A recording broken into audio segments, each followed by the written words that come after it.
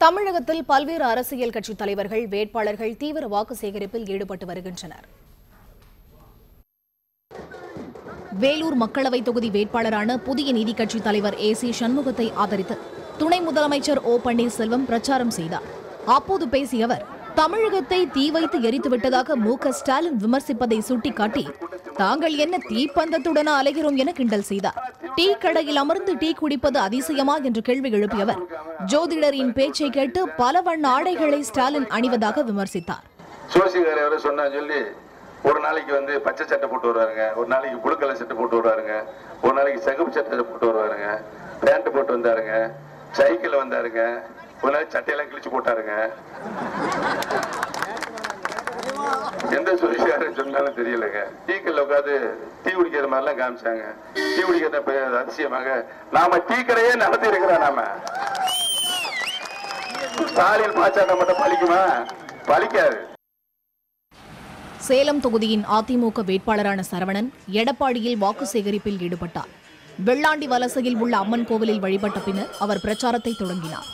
வளைகாப்பு விழா நடக்கும் திருமண மண்டபம் சென்றவர் கர்ப்பிணியிடமும் அவரது கணவரிடமும் வாக்கு சேகரித்தார்.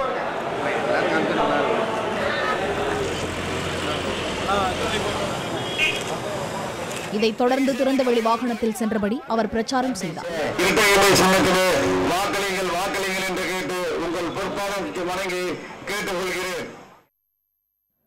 சிவகங்கை நாடாளுமன்ற தொகுதியின் பாஜக வேட்பாளரான ராஜா காரைக்குடி கழனி வாசலில் உள்ள ஜவுளி அம்மன் கோவிலில் வழிபாடு நடத்தினார். பின்னர் பிரச்சாரத்தை தொடங்கிய அவர், விலைவாசி என்று ஒரு போராட்டமாவது பாஜக ஆட்சியில் நடைபெற்றுள்ளதா என்று கேள்வி எழுப்பினார். இந்த தேர்தலில் மட்டும்தான் விலைவாசியை பற்றி எவருமே பேசாத ஒரு தேர்தலாக இந்த தேர்தல் இருக்கிறது.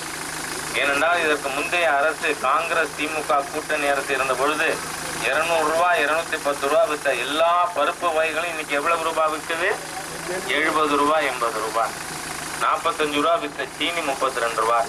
எல்லா உணவுப் பொருட்களும் நடுத்தர கீழ் நடுத்தர ஏழை எளிய மக்கள் வாங்குகின்ற மளிகை பொருட்கள் எல்லாமே விலைவாசி குறைவா இருக்கு. எங்கேயாவது ஏதாவது ஒரு இடத்துல விலைவாசி உயர்வு போராட்டம் நடந்திருக்காது எது.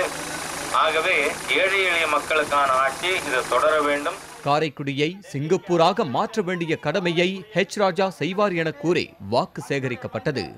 உங்களோடு பிறந்து உங்களோடு வாழ்ந்து உங்களோடு பல்வேறு போராட்டங்கள். மத்திய சென்னை பாமக வேட்பாளரான சாம் பால் வால்டாக்ஸ் சாலையில் வாக்கு சேகரிப்பில் ஈடுபட்டார். மாம்பழத்தை காட்டி கூட்டணி கட்சி நிர்வாகிகளும் பிரச்சாரம் செய்தனர்.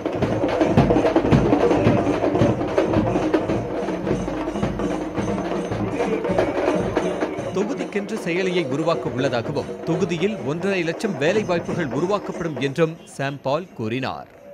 அம்மாவின் ஆட்சி பெற்ற வெற்றி வேட்பாளர் உள்ளிடத்திலே வாக்குகளை கேட்டு வந்து கொண்டிருக்கிறார்கள். நமது சின்னம் மாம்பழம் மாம்பழம் மாம்பழம். வடசென்னை மக்களவை தொகுதி தேமுதிக வேட்பாளர் அழகபுரம் மோகன்ராஜ் மற்றும் பெரம்பூர் சட்டமன்ற தொகுதியின் அதிமுக வேட்பாளர் ராஜேஷ் இருவரும் திறந்தவெளி வாகனத்தில் சென்னை கொடுங்கையூரில் ஒன்றாக பிரச்சாரம் செய்தனர். அப்போது பெண்கள் குத்தாட்டம் போட்டு வேட்பாளர்களை வரவேற்றனர்.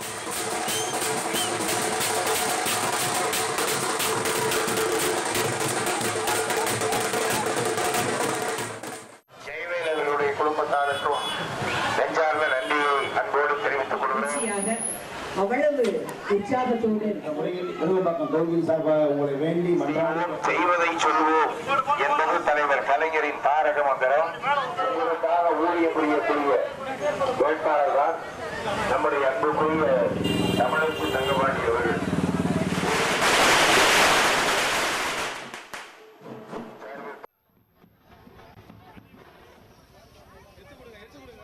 தென்சென்னை தொகுதி அதிமுக வேட்பாளர் ஜெயவர்தன் சோழிங்கநல்லூர் கந்தன்சாவடி பகுதிகளில் பிரச்சாரம் செய்தார்.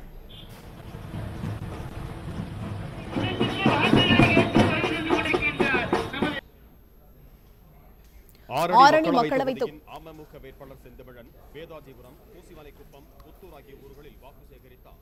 பரிசு பெட்டகத்தை ஆரணி மக்களவை தொகுதியின் அமமுக வேட்பாளர் செந்தமிழ் வேதாஜிபுரம் பூசிமலைக்குப்பம் புத்தூர் ஆகிய ஊர்களில் வாக்கு சேகரித்தார். பரிசு பெட்டகத்தை காண்பித்து அவர் பிரச்சாரத்தில் ஈடுபட்டார்.